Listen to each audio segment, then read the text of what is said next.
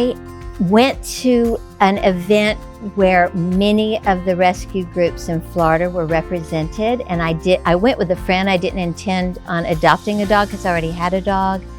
And I saw all of these dogs in need, and I knew that I wanted to help out. So out of all those dogs, I think Frankie picked me.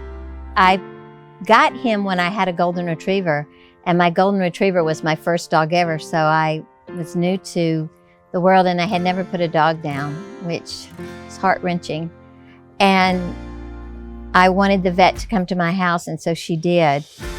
And I had thought about having Frankie there, but because he gets a little active when new people are there and barks, I was afraid he would upset my dog. So I kept him at my friend's house, and I put my dog down, and he was lying on the floor in a particular place. Immediately, Frankie came in, went to that place, and my golden had always stolen my shoe and would run around my dining room table. Frankie has never been a toy dog or anything like that, nor stolen shoes. But that particular day, he smelled the spot where Bob had been lying, and then he went over and picked up my shoe and ran around the dining room table.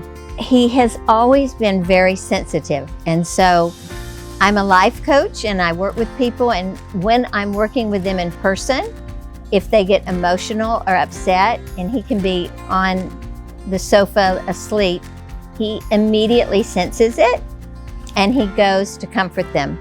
I think we're in elementary school and they've got PhDs. I mean, they are teaching me, he teaches me constantly that he is so aware. And then I recognize it in all animals through what he's taught me, that he knows me. He's reading me even without language. I always talk about my dog, Bob, because that was my first dog. He was a golden retriever, and he changed my life.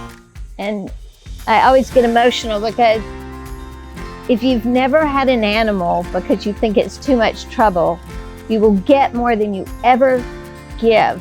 And it's a relationship that is so expansive that I don't think you can get from humans.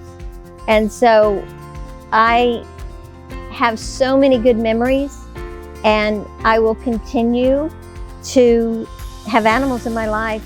They teach me every day. I went for a tour of the facility and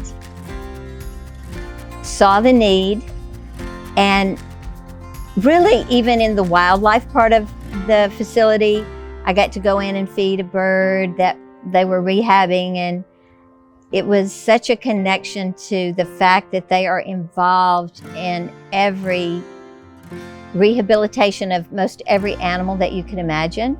I didn't know that you could take wildlife there, and really to see a bird that doesn't even look like a bird, with no feathers whatsoever on it, and then see it rehabilitated, see it be released,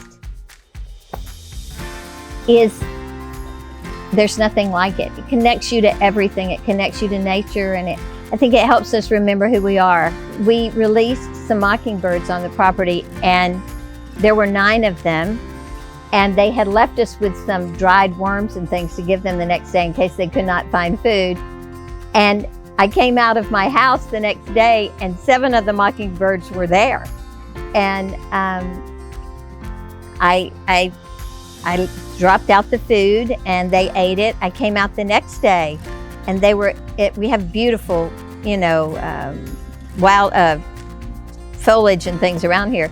And they were there again. But by the 3rd day, I think that either they knew that I had run out of food, or they had finally just decided to say goodbye, that they were on their way. But I still hear them singing, and I know they're here. I know they're here. I love what their mission is. They're doing it to the fullest. But I think if anyone saw that is an animal lover of any kind, I promise you they will want to help. I'm so excited to be involved. I want to be more involved. I think if people would go there and see it, and even if you might even be new to the animal world, because I think I'm still learning, I think it fills you up in a way that nothing else does. Nothing.